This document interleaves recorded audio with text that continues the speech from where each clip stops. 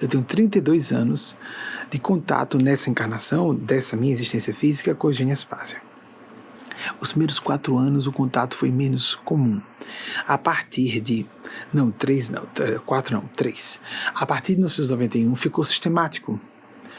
No início, semanal, 2 vezes, 3 vezes na semana, e foi acelerando bastante durante a década de 1990, até que na virada do século passou a ser diária, e depois de um certo momento que houve uma transição, existe um lusco-fusco que eu não saberia precisar em que momento, a partir, vamos dizer, meados dos anos 2000, que o acesso à Eugênia foi ficando contínuo. Nós vivemos uma espécie de sinergia psicoespiritual. Eu tenho acesso à mente dela continuamente e ela acesso à minha. No meio kardecista, repito com todo respeito, apesar de não nos definirmos kardecistas, já fomos, e há muita gente bem no meio kardecista, no meio católico, em todas as religiões, amigos e amigas. Isso se trata apenas de identidade principiológica, só isso. Ninguém vai ser salvo pertencer ou não pertencer a essa ou aquela religião. No meio kardecista chama-se isso de mandato mediúnico ou mediunato. Quando, por uma extensão de responsabilidade muito grande, alguém que se apresente como canal da espiritualidade maior precisa de uma assistência contínua de um ser superior, justamente porque não vai ter condições de ter acesso a informações, por exemplo, sobre a média do público presencial que está ouvindo, o que é mais importante ser dito em nome de uma agenda que não é nossa, é do plano maior. Quer a pessoa acredite ou não nisso. O interessante é que nesse assunto nunca aconteceu isso, em todo esse tempo. No dia 7 de outubro de 2005, então, foi muito marcante, houve uma mudança dramática, houve momentos de rupturas, poderíamos dizer, paradigmáticas, porque foi mesmo, ou rupturas psíquicas, no sentido emocional, era uma ruptura psíquica, que abriram as minhas percepções de uma forma que eu não imaginava que elas seriam abertas, embora desde a infância portasse funções mediúnicas sob a maneira da psicoaudiência, de modo que se assemelha a distúrbios psiquiátricos. E por muito tempo, quando eu fui ler o assunto, eu achava que eu tinha mais um distúrbio psiquiátrico do que mediunidade. Então, terrível isso. Na verdade, a gente ri porque é muito desagradável, porque quantas pessoas dotadas de mediunidade são tratadas com psicofármacos, embora os psicofármacos estejam na Terra em nome de Deus, porque existem enfermidades mentais em todo lugar. Mais do que nós imaginamos. Quantas vezes nessa questão do contato com a espiritualidade nós temos uma atitude desrespeitosa? Vou me confidenciar aqui para vocês, isso eu não sei se eu disse em palestras públicas, nas reservadas para o nosso grupo que compõe reuniões mediúnicas, eu já disse algumas vezes no correr dos anos, mas eu não sei se eu disse aqui em público assim. Em outubro, eu estava na iminência de completar 20 anos. No dia, eu estou só com receio de trocar o dia, isso mesmo, 21 de outubro de 1990, aconteceu esse episódio, mas no dia anterior, eu estava muito triste. Tinha passado uma tremenda decepção com uma pessoa íntima e achei chocante como tinha acontecido, coisa de nós seres humanos. Ainda mais que eu estava lá no final, na transição, né? Terminando a adolescência, que tecnicamente seria entre 10 e 20 anos, e iniciando a fase adulta. Já estava publicando artigos da imprensa. Nossa, que loucura.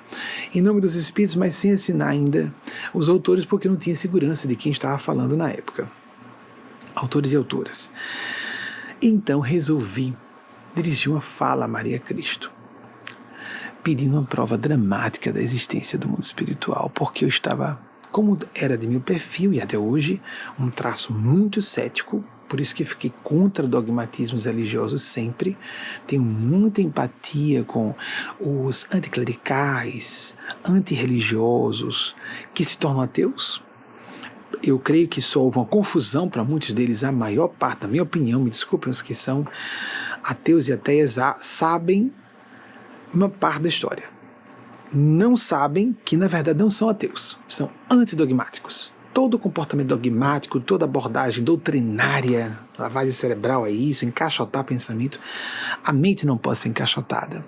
E com o meu perfil agudamente cético e lendo outras coisas, já naquela época eu estava começando a ter contato com as falas contrárias, desde bem antes no meião da adolescência, com os autores de PES, a percepção extrasensorial. Então, isso aí é paranormalidade, isso é coisa do meu cérebro, genético, condicionado geneticamente como qualquer outra função. Esse tipo de especulação povoava a minha mente e me atormentava. Muito bem. Então, eu resolvi pedir isso. Resumindo o máximo possível, para não tomarmos tempo com a narrativa autobiográfica, mas que é justa para dizer que foi um erro meu. Eu que trabalho com isso. Trabalho porque tenho um perfil cético. E hoje eu não tenho certeza da existência do mundo espiritual. Lembrando de Carl Werner Heisenberg, princípio da incerteza, até na observação da física de subpartículas. Lembram? A física no nível atômico, a física quântica no subatômico, as partículas subatômicas. As partículas às vezes não existem. Manifestam-se como ondas. E pior, de acordo com... Isso foi fabuloso quando houve congressos dos especialistas sobre a maneira nos anos 1920, e então alguns vinham, tem aqui a prova, e apresentavam a prova nesses congressos. Aqui está a prova de que a matéria é ondulatória em sua essência. E no mesmo congresso, um outro trazia a prova de que a matéria era corpuscular. Então, a questão toda é que, de acordo com a crença original, ou seja, a pressuposição, a visão a priorística, o preconceito do cientista, do pesquisador, a matéria era modificada. Quem achava que a matéria era onda, parecia como onda. Quem achava que era partícula, parecia como corpúsculo. De que forma particularizada. Então, pequenos pacotes de matéria, os tais dos quanta. Então, aí onde vem a física quântica. Muito bem. Vejam que complexo, né? Nós podemos ver um fenômeno só como paranormal, só como mediúnico, ou por que não ver as duas coisas simultaneamente? No momento que eu estou canalizando os espíritos, é lógico, e qualquer médium, nós estamos filtrando pelo nosso inconsciente. Impossível que não apareça algo do nosso inconsciente no processo de filtragem. Mas quem disse que não existe uma outra livre inteligência se canalizando simultaneamente? Essa ideia de a matéria ser simultaneamente as duas coisas foi trazida a lume no princípio da Niels Bohr, o princípio da complementaridade, de que a matéria seria corpuscular e ondulatória simultaneamente. Isso no nível da física. Como é que nós vamos ter certezas para falar de Deus e de espiritualidade? Então, no correr dos anos, com muita experiência, leitura sobre o assunto, experiência comigo e com outros médiuns, a convicção está bem assentada, é convicção. A massa de dados é tão grande que eu não tenho como negar para mim mesmo, nem posso negar para ninguém, e sou uma pessoa com preparo, portanto, por tantos decênios de observação. Primeira parte só teórica. E a experiência era basicamente só comigo.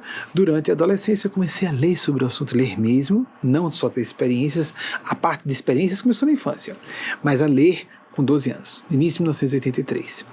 Passei a adolescência toda lendo sobre o assunto, aqui ou ali, lendo filosofia oriental, ocidental, tudo bagunçado, sem orientação, terrível.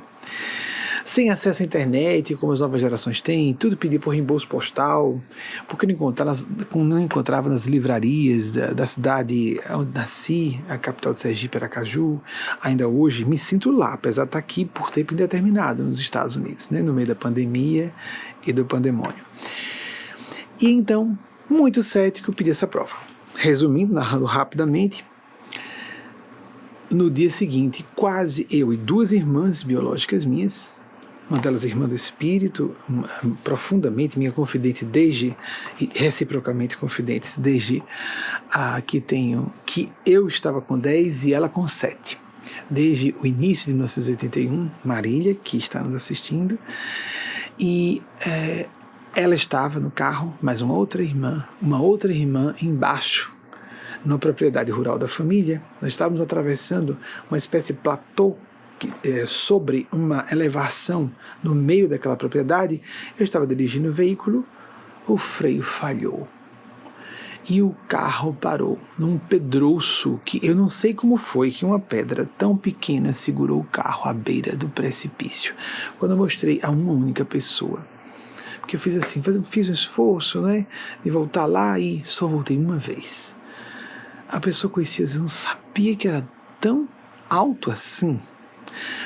Isso, eu sou ruim de fazer essas estimativas, mas eu diria que seria a altura de um edifício de 7 andares, 10 andares, eu posso estar me equivocando isso aí, mas era um precipício para qualquer lado para onde o carro fosse. Quando aconteceu a prova, à beira da morte, para poder, tá bom. Quando a gente pede prova à espiritualidade, a prova não vem como a gente quer. A prova não vem como a gente quer, a prova vem como o céu avalia que nós mereçamos e precisamos. Nós somos bem descartáveis para o plano sublime. Uma pessoa está com tudo, poder, dinheiro ou fama, o que for, e pode o corpo parar no dia seguinte. Um colega meu de faculdade de Direito morreu assim com aneurisma cerebral aos 24 anos. 24. Pouco antes, uma colega de infância havia desencarnado aos 23, grávida. Eu só não posso garantir a vocês se o rapaz da faculdade de Direito desencarnou antes da colega que desencarnou com 23. Foram muito próximos, então eu posso estar invertendo a ordem. Mas foi antes, sim, a outra que desencarnou, na iminência de completar 20 anos, assassinada queima-roupa por um namorado que surtou. Uma outra desse mesmo grupinho, que só tinha 36 alunos quando estávamos no terceiro ano do ensino médio, desencarnou com 11 anos, numa viagem de Sexta-feira Santa, numa viagem da Semana Santa. Ela e a família toda. Então, se não me engano, a mãe sobreviveu. Minha memória pode estar borrada sobre isso também. Mas essas 4 amigas... E logo adiante, quando nós estávamos com 28, eu estava com 28, e essa amiga, não sei se já tinha completado, desencarnou com um distúrbio raríssimo relacionado à maternidade quando estava grávida. A criança sobreviveu, uma menina, ela não. Não existe isso de, eu não vou pensar nessas coisas de espiritualidade e morte, que mau gosto, não, isso é falta de inteligência e profundidade. A única certeza da vida é a morte física. Outras coisas que podemos conjecturar serem reais ou não.